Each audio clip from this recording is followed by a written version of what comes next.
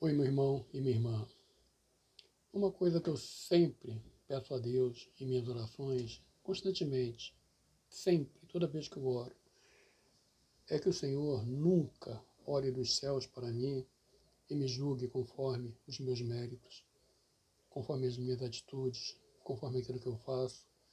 Mas eu peço sempre a Deus que a misericórdia de Deus me alcance, me siga e faça de mim aquilo que Ele quer.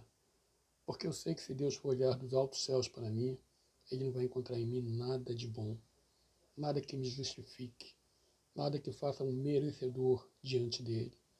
Sei e reconheço os meus pecados, as minhas culpas, as minhas falhas e quão pequeno eu sou diante desse Deus tão grande.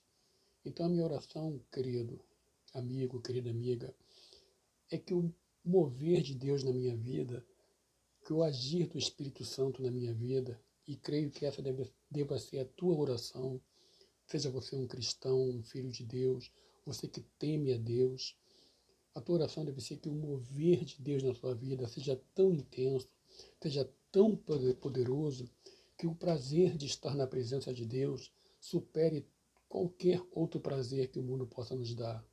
Que o mundo está cheio de ofertas, cheio de promessas, cheio de tentações, cheio de portas largas e amplas para que a gente entre por ela. Mas a gente sabe que Jesus disse que o final dessa porta larga, ampla, é a perdição. Então eu oro a Deus todos os dias: Senhor, tem misericórdia, me restaura a cada dia, faz de mim o homem que o Senhor me projetou para ser. Tira de mim, Senhor. Eu não peço nem que tire de mim, porque enquanto nós estamos aqui, nós teremos dificuldade, mas que o Senhor me capacite nas minhas fraquezas, nas minhas debilidades, para que eu possa viver nesse mundo, Senhor, vencendo o mal e não sendo vencido por ele. Que as pessoas possam olhar para mim, Senhor, e ver em mim um homem de Deus, ver o selo do Espírito Santo, a marca do Espírito Santo no meu rosto, no meu coração, na minha alma. Mas que o homem não veja isso enganadamente, que eu não aparente ser aquilo que eu não sou, meu Pai. Mas que eu verdadeiramente seja aos teus olhos em primeiro lugar. Porque eu bem sei, Senhor, que não adianta eu parecer ao homem que sou alguma coisa, que sou um homem santo, um homem bom, um homem verdadeiro, e longe dos olhos dessas pessoas eu não viver uma vida que corresponda. Então a minha oração, irmão, irmã, é que Deus opere na minha vida de tal maneira que eu possa dizer, como o apóstolo Paulo disse: não vivo mais eu, mas Cristo vive em mim. Que essa seja a nossa oração, a nossa súplica, o nosso clamor diante do nosso Deus a cada dia, a cada instante. Sabemos que sem Ele nós não somos nada, a gente nem respira, a gente não tem forças para se mover na nossa cama, para se levantar da nossa cama. Sabe quando você fica enfermo, doente, que seu corpo fica debilitado, que você fica acamado? Alguém tem que te virar de posição para você não fazer escara de decúbito, não fazer aquelas feridas que dá quando as pessoas ficam muito tempo deitado. Alguém tem de cuidar de você. Sem Deus nós somos assim. Nós somos inúteis, somos imprestáveis. Nós sequer respiramos. Se Deus der uma ordem, a nossa respiração é cortada e a gente morre agonizando. Então eu peço a Deus que me dê esse conhecimento, que sem Ele eu não sou nada, que eu nunca despreze a Deus, que eu nunca bote a Deus em segundo plano, em terceiro plano, ou que faça com que Ele não faça parte da minha vida. Que Deus sabe e eu sei mais que todo mundo o quanto eu sou necessitado do Senhor.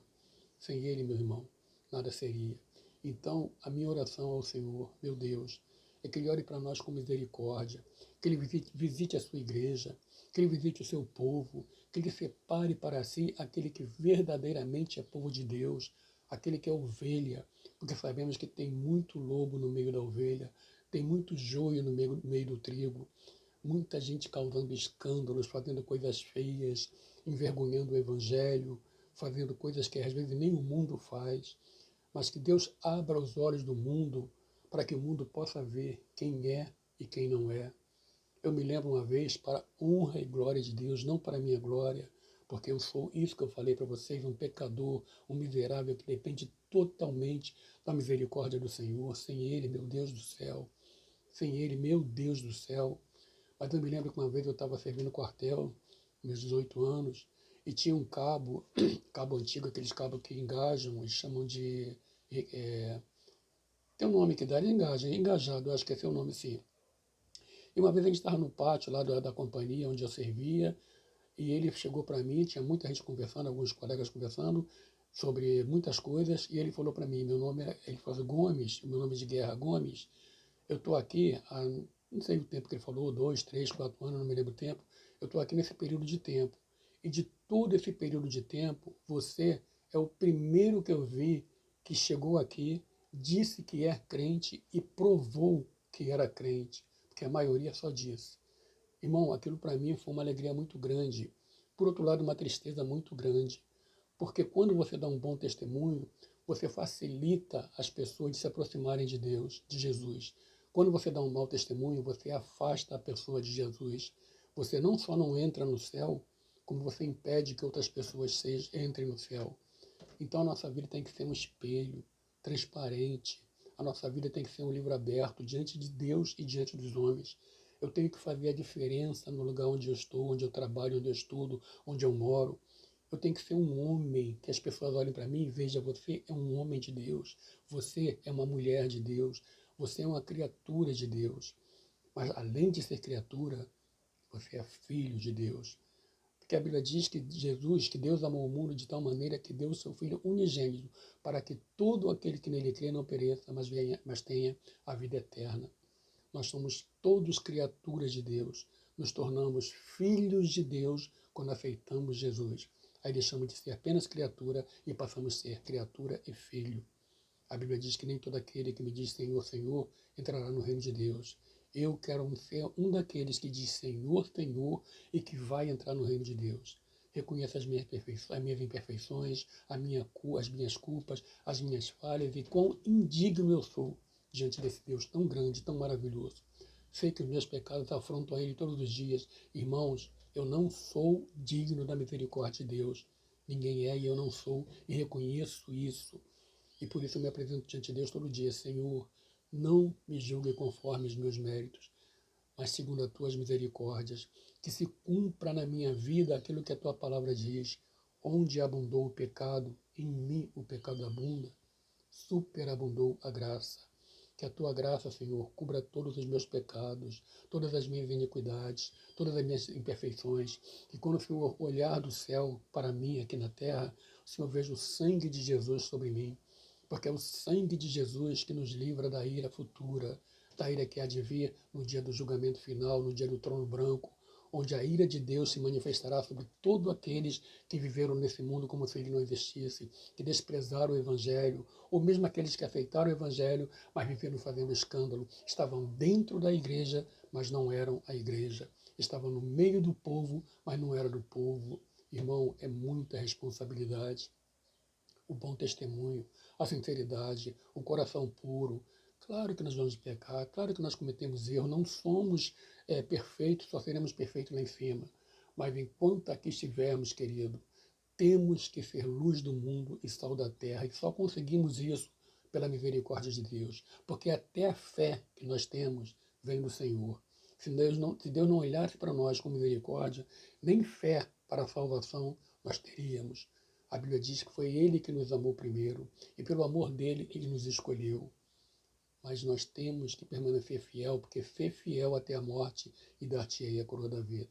Então que a graça do Senhor esteja sobre ti, que ela cubra a multidão dos seus pecados e que você ponha no teu coração que você é um escolhido, que você tem que dar bom testemunho, que você tem que viver de acordo com o Evangelho, que você está nesse mundo, mas você não é desse mundo, você é um peregrino que em breve vai voltar para casa, vai voltar para os céus, vai voltar para o nosso Pai. Enquanto aqui estamos, irmãos, é uma luta do velho homem contra o novo homem. Mas o novo homem tem que prevalecer, porque a Bíblia diz que aquele que é de Deus não vive na prática do pecado. É essa a oração que eu faço diante de Deus todos os dias e aconselho você a fazer. O homem de Deus, ele faz a diferença. Não basta ir à igreja, não basta andar com a Bíblia embaixo do braço, não basta fazer uma oração. Você tem que ter compromisso, você tem que fazer parte da família. Essa é a minha oração por mim, é a minha oração por você e convido você a assumir esse compromisso. Se tua vida está fria, está desanimada, procure-se a se reanimar. a buscar o Senhor. Não desista, tenha compromisso. É difícil, às vezes, abandonar certas coisas, mas é imprescindível.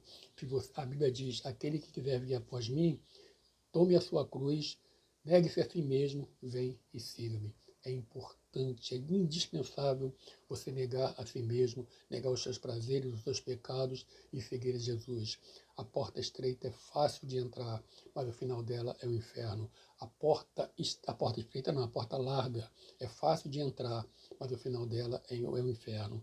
Mas a porta estreita, minha amiga, é difícil. Muitas são as barreiras, muitos são os espinhos, os empecilhos, mas o final dela é a salvação, é a Nova Jerusalém, é o paraíso, é o reino de Deus.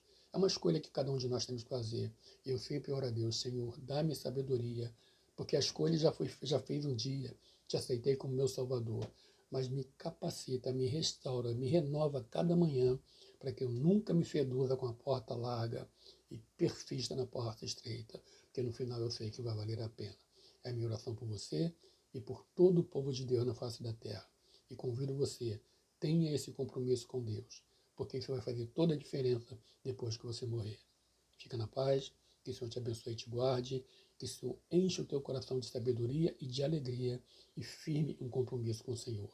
Fica com Deus, até o próximo vídeo, se Deus assim permitir. Amém, irmão.